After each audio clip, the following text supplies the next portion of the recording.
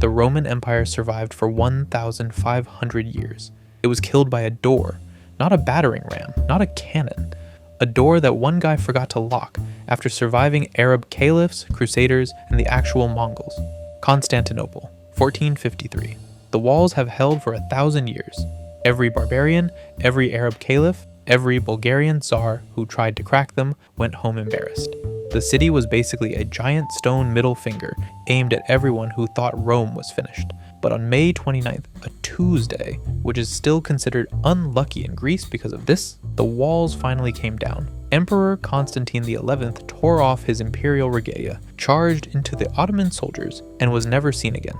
The last Roman emperor vanished into a crowd of several thousand very angry Turks. 1,000 years of empire, over on a Tuesday, except what if it wasn't? By 1453, the Byzantine Empire controlled Constantinople and a few Greek islands. That's it. The population had dropped from 400,000 to maybe 50,000. Entire neighborhoods inside the city walls were farmland. They were, to use a technical historical term, cooked. Their army defending the walls, 7,000 men. Mehmed II's army, somewhere between 60,000 and 100,000. Mehmed also brought a cannon called the Basilica, so large it required 200 men and 60 oxen to move it. When it fired, people miles away thought God was clearing his throat.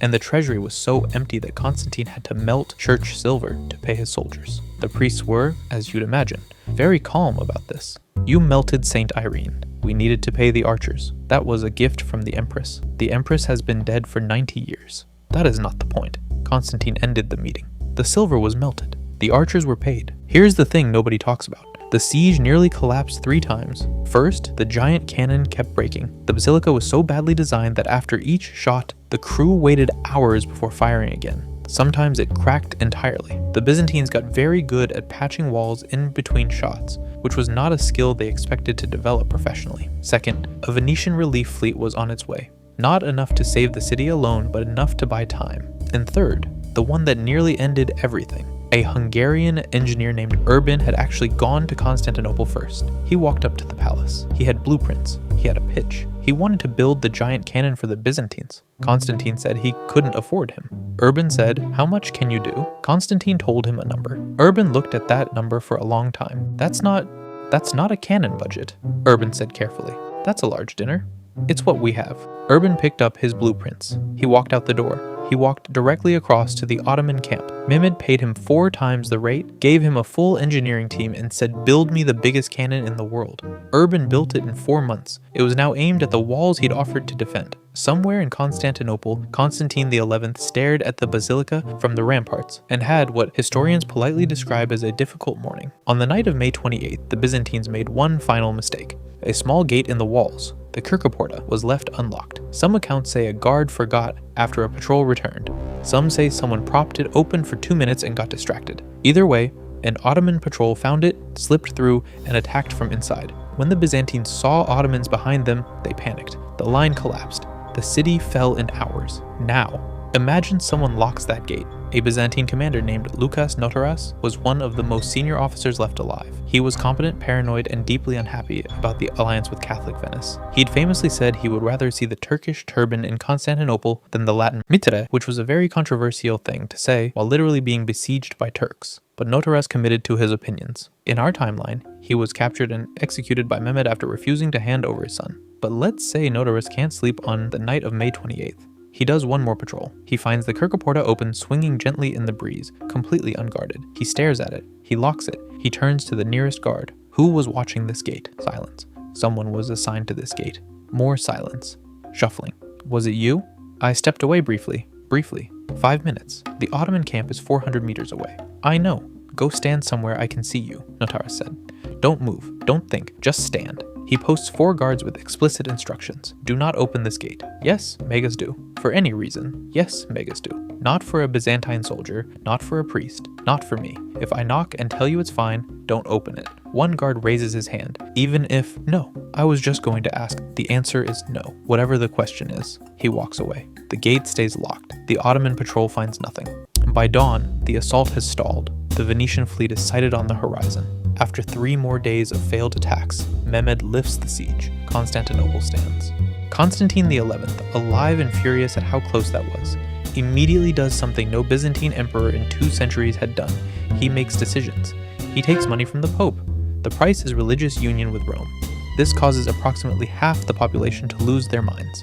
A priest in the Hagia Sophia stood up mid-service and announced he would rather be dead. A man in the 3rd row said, "You nearly were, Father." The priest sat down. The union passed. Constantine uses the money to reform the army, hire Italian engineers, and fund something unexpected: the Greek chemists. Because the formula for Greek fire, the Byzantine incendiary weapon that burned on water, couldn't be put out by water, and had been terrorizing enemy navies for centuries, had been lost. Constantine wants it back. He sends monks into monastery archives across the empire. He finds fragments, partial recipes. A man on Corfu who claims his grandfather knew someone who knew the process. By 1460, the Byzantine engineers haven't quite recreated the original. What they have created is an early naphtha-based incendiary launched from a modified cannon. It doesn't burn on water in quite the miraculous way the old accounts describe, but it does set ships on fire with genuinely impressive commitment. When the Ottomans attempt a second siege in 1462,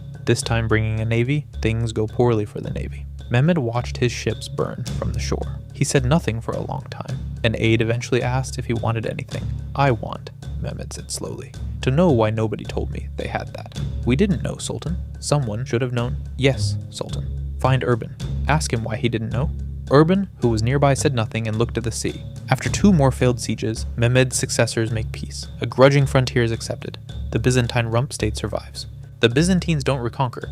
They're not strong enough for that, and they know it. Instead, they do what they've always been genuinely excellent at: bureaucracy, trade, and making agreements that sound better for the other party than they actually are. They control the Bosphorus. They charge tolls.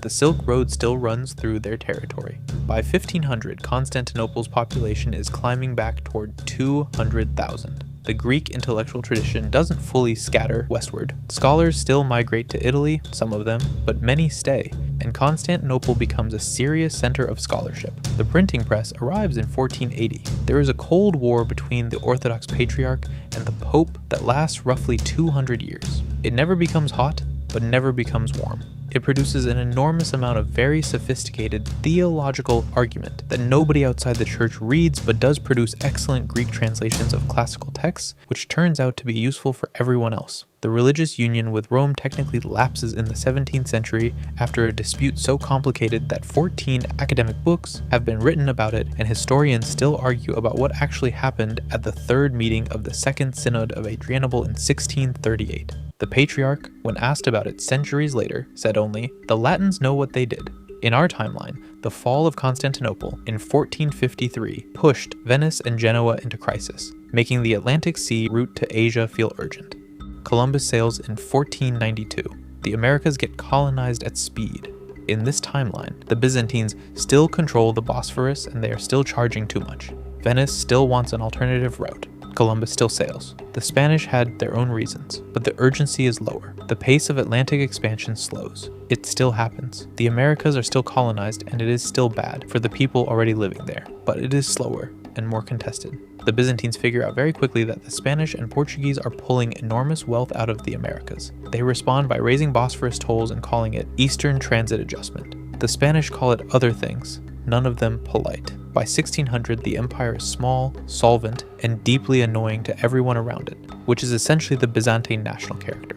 In 2025, the Byzantine Empire is a nation of about 12 million people. It controls Constantinople, the Bosphorus, northern Greece, and parts of the Anatolian coast. Its GDP is roughly equivalent to Portugal. Its military is fine. Its constitutional monarch is a Palaiologos. The dynasty technically survived, which is either remarkable or a bureaucratic oversight, depending on who you ask. The current emperor's main function is ceremonial. He is very good at speeches and has never scored a goal in the charity football matches he is required to play annually, which is somehow a matter of national debate.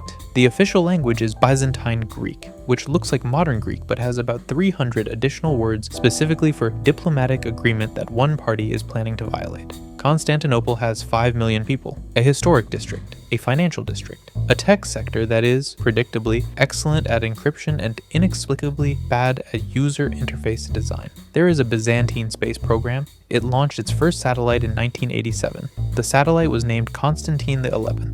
The launch was delayed twice due to budget issues and once because the Patriarch needed to formally confirm that launching objects into space did not constitute a theological challenge to God. He confirmed it was fine. Probably fine, the official statement read.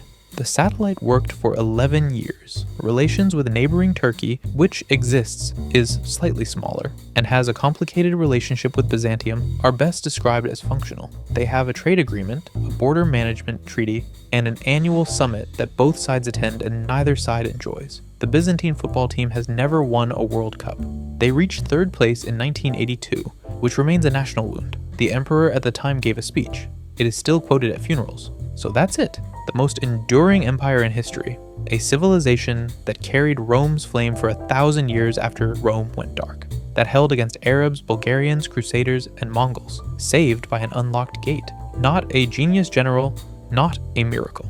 Not divine intervention, though the Patriarch's official position is that it was, and he has written a pamphlet, An Unlocked Gate, found at 2 a.m. by one sleepless, paranoid, deeply anti-Catholic officer who just happened to go for a walk. In the morning, standing on the walls watching the Ottomans fail, Notaras turned to his aide. Make sure every gate is locked tonight. Yes, Megas do. And tomorrow night. Yes, every night. Going forward, all gates locked. Should I write this down? Yes, write it down. It should have already been written down. Why wasn't it written down? I don't write it down now. Lock the gates. 4 words. Put it on the wall. They wrote it down. They locked the gates. The empire survived. The gate, by the way, is still there in Istanbul. You can visit it today. It has a lock. It is reportedly very good. Another thing that's good is no nuclear war.